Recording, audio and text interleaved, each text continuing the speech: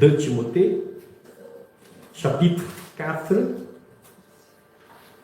du verset 1 au verset 5. Voici ce que nous dit la parole du Seigneur. Je te conjure devant Dieu et devant le Seigneur Jésus-Christ, qui doit juger les vivants et les morts, et au nom de son apparition et de son royaume, prêche la parole, insiste en toute occasion, favorable ou non, répond, censure, exhorte avec toute douceur, en instruisant, car il viendra un temps où les hommes ne supporteront pas la saine doctrine, mais ayant la délégaison d'entendre des choses agréables, et se donneront une foule de docteurs, selon leur propre désir, détourneront l'oreille de la vérité et se tourneront vers les fables. Voici ce que nous dit la parole du Seigneur. Grâce à Dieu pour sa parole. Mes amis, dans chaque génération, l'Église est confrontée à la même tentation, adapter son message aux attentes de son époque. Ça, c'est la tentation. C'est ce que nous appelons de sécularisme. Okay? Sécularisme. Aujourd'hui, on entend souvent dire que la prédication devait être plus courte, plus légère, moins doctrinale, plus motivante, moins exigeante. Certains pensent que le rôle du prédicateur est d'encourager, de divertir, ou simplement de créer une atmosphère agréable. Seulement cela.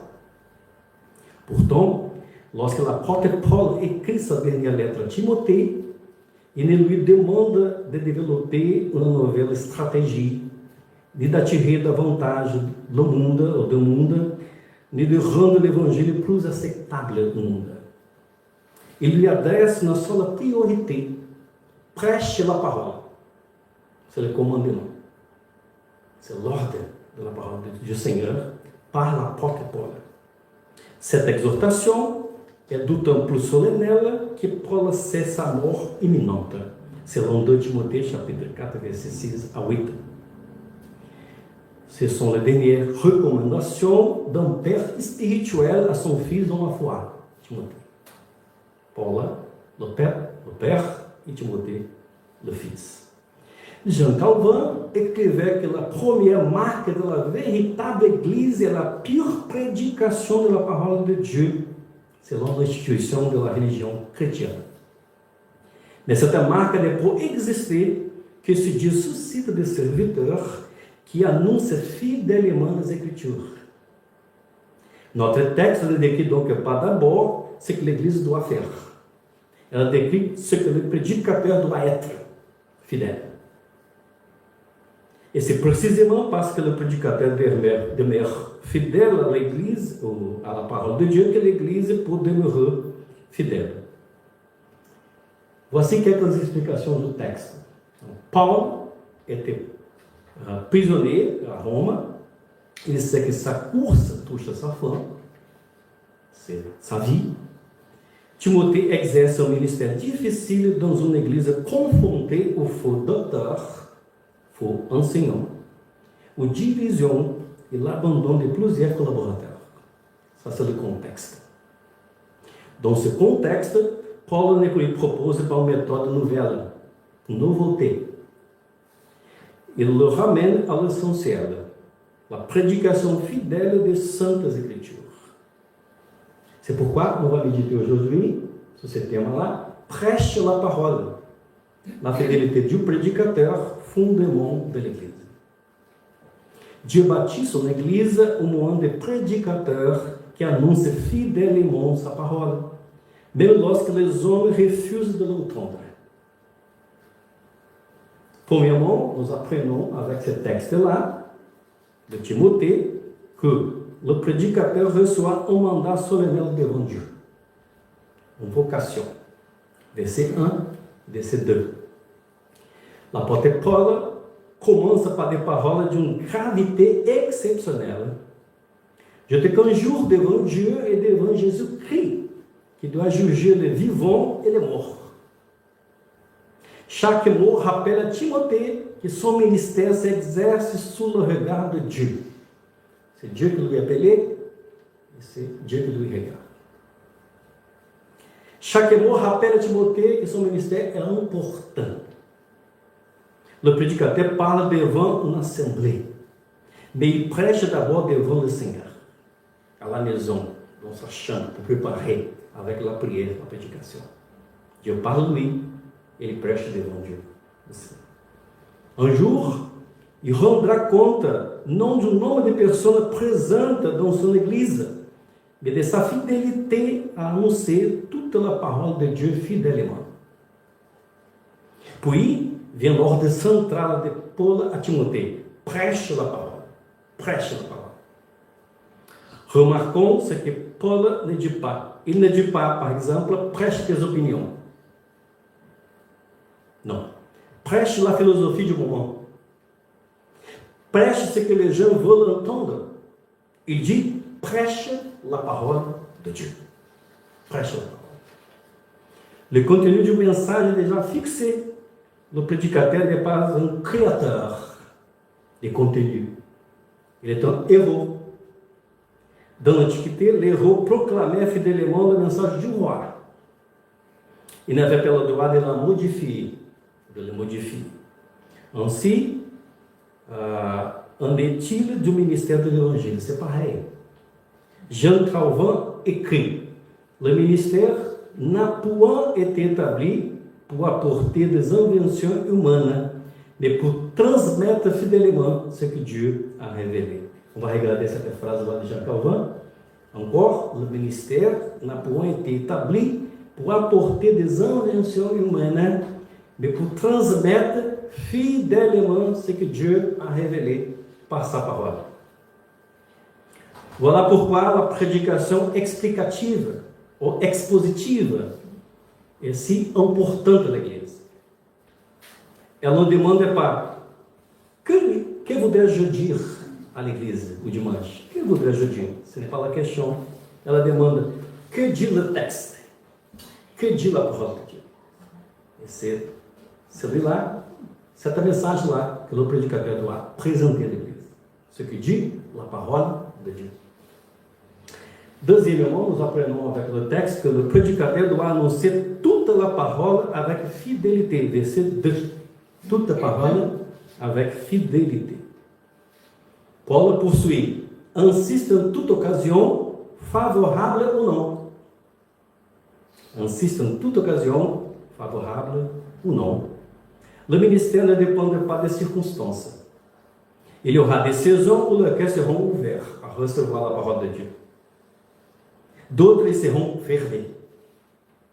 Ils vont résister à la parole de Dieu. La fidélité demeure la même. Puis, Paul décrit 3 dimensions de la prédication. Premièrement, il dit reprends. Reprends. La parole révèle le péché. Et parfois, ça c'est gênant pour le pécheur.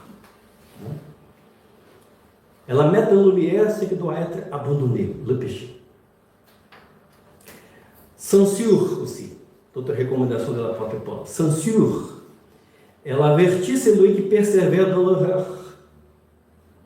É uma disciplina, como nous avons étudié le dimanche dernier. Ela protège l'Église des faux conducteurs. Exorta.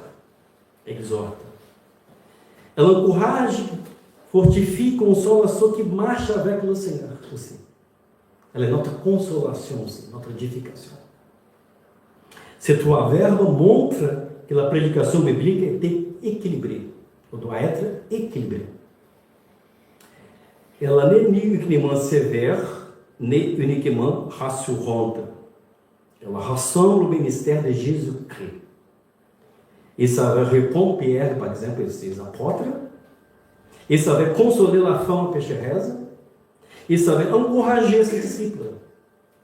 Charles Spurgeon, le prince des prédicateurs, écrivait: le prédicateur qui ne répond jamais est infidèle à son maître. Celui qui consola jamais, ne lui rassemble pas davantage. Et donc, le prédicateur qui ne répond jamais est un fidèle à son maître. Celui qui ne console jamais ne lui ressemble pas davantage. Paul ajuda enfin, avec une entière patience, en instruisant. Donc, le prédicateur doit être patient aussi. Patient. La vérité ne doit jamais être proclamée avec arrogance. Le prédicateur n'est pas appelé à gagner des débats philosophiques, théologiques. Il est appelé à conduire des hommes et des femmes à la repentance, à conduire l'Église du Seigneur, à l'unité, à la fraternité, à la communion. Troisièmement, nous pouvons apprendre avec ce texte-là à répondre à cette question-là. Pourquoi cette fidélité est-elle si difficile de prêcher la parole de Dieu fidèlement? Verset 3 et verset 4. Paul explique immédiatement pourquoi il s'adresse une telle exhortation à Timothée. Car il viendra un temps où les hommes ne supporteront pas la saine doctrine. Le problème n'est pas la parole, le problème est le cœur humain. Paul poursuit, ayant de dénégaisons d'entendre des choses agréables et se donneront une foule de maîtres selon leur propre désir. Quelle description étonnamment actuelle. Les hommes ne cherchent plus toujours des prédicateurs fidèles, même aujourd'hui. Ils recherchent des prédicateurs qui confirment leurs propres désirs. Ils veulent une parole qui rassure sans appeler à la repentance, qui ne dérange pas. Une grâce sans sainteté. Un évangile sans croix.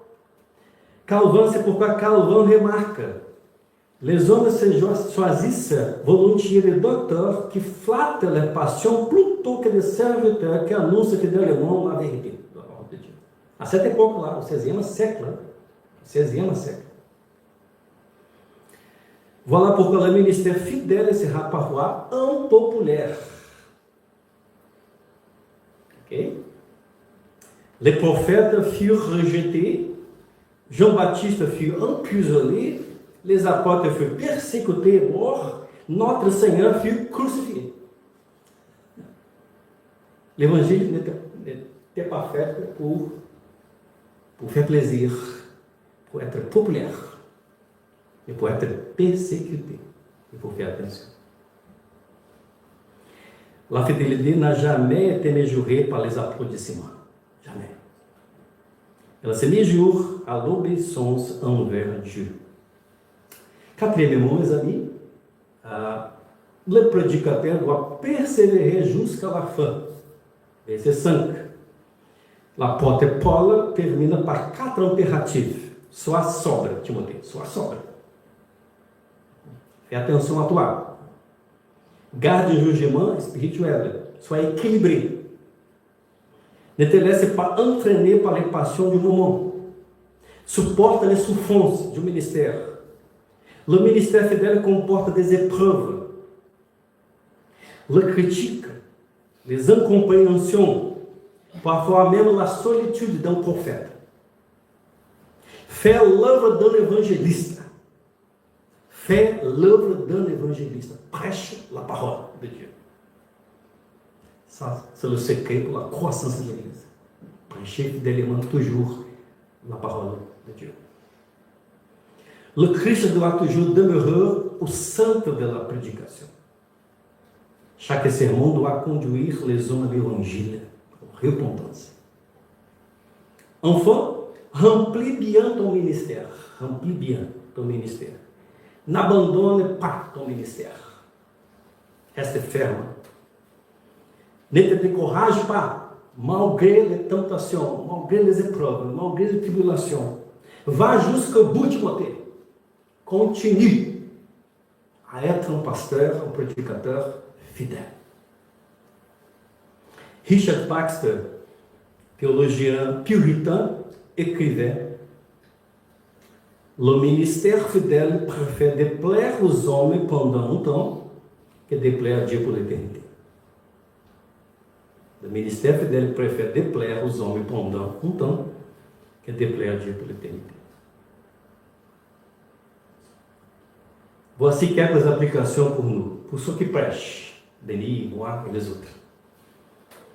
Ce texte nous rappelle que notre première responsabilité n'est pas de remplir un bâtiment, mais d'être fidèle aux Écritures. Le succès du ministère ne se mesure pas au nombre de personnes présentes, mais à la fidélité avec laquelle la parole de Dieu est annoncée.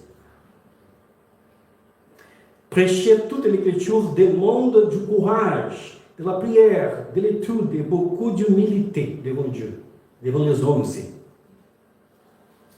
Ne retranchons jamais ce qui dérange. Ah, je ne peux pas prêcher ce texte-là parce qu'il va déranger quelqu'un dans l'église. Ça va dénoncer un péché. Non, ce n'est pas ça. N'ajoutons jamais ce que Dieu n'a pas dit. Une virgule, un point. Et pour notre église d'Allo, sœurs et frères, ce texte s'adresse d'abord au prédicateur, c'est la vérité, mais il nous concerne tous. Une église doit prier pour ceux qui annoncent la parole de Dieu. Priez pour que votre pasteur et prédicateur ait toujours le courage de prêcher fidèlement toute l'Écriture, même lorsque certains passages sont difficiles à entendre. Ne demandez jamais une prédication que vous fasse simplement plaisir, que vous console seulement. Demandez une prédication qui vous rapproche de Christ. Recevez avec reconnaissance les encouragements de la parole, mais aussi ses exhortations et ses corrections. Une église mûrit lorsque ses membres aiment toute la parole de Dieu, même l'Ancien Testament. Même l'Ancien Testament. Le texte plus difficile de l'Ancien Testament, de la loi. Et non seulement les passages qui les réconfortent. Pour nous protestantes, toute l'Écriture est la parole de Dieu, Ancien et Nouveau Testament. Toute l'Écriture. Il faut l'étudier. Enfin, souvenons-nous que Dieu a donné à notre Église une mission dans cette ville d'Allo, à Planicuque et à Château-Gontier. Ce ne sont ni nos programmes, nos fêtes, nos événements, ni nos traditions réformées, ni nos capacités de transformer de vie, mais la proclamation fidèle de l'évangile de Jésus-Christ. Restons donc un peuple qui écoute la parole, qui l'aime et qui la met en pratique, en partageant aussi cette parole. Ne dépendons pas seulement du prédicateur pour prêcher la parole. Vous êtes appelés aussi pour prêcher la parole aux gens qui sont là, des autres églises. Sœurs et frères, lorsque Jean Calvin cherchait à reconnaître une véritable église, il ne regardait pas d'abord le nombre de ses membres, la beauté de son culte ou son influence. Il regardait une question essentielle. La parole de Dieu y est-elle fidèlement prêchée ou pas? Voilà le fondement de toute réforme véritable d'une église réformée. L'église ne vit pas de nos idées, de nos inventions, de nos programmes. Elle vit de la voix de son Seigneur. Et cette voix continue de retentir chaque fois que les Saintes Écritures sont annoncées avec fidélité. Prions donc pour que Dieu nous donne toujours des prédicateurs courageux, humbles et fidèles. Et prions aussi qu'il nous donne des cœurs disposés à écouter, à croire et à obéir sa parole. Parce qu'une chose, c'est de prêcher la parole fidèlement. L'autre chose, c'est d'obéir la parole. Je suis sûr que l'Église a reçu pendant les années la prédication fidèle de la parole. Mais sommes-nous disposés à la pratiquer, à la mettre en pratique? C'est la question. Car une église qui aime la parole est une église que Dieu ne cesse de modeler, de réformer. Amen. Dieu nous bénisse.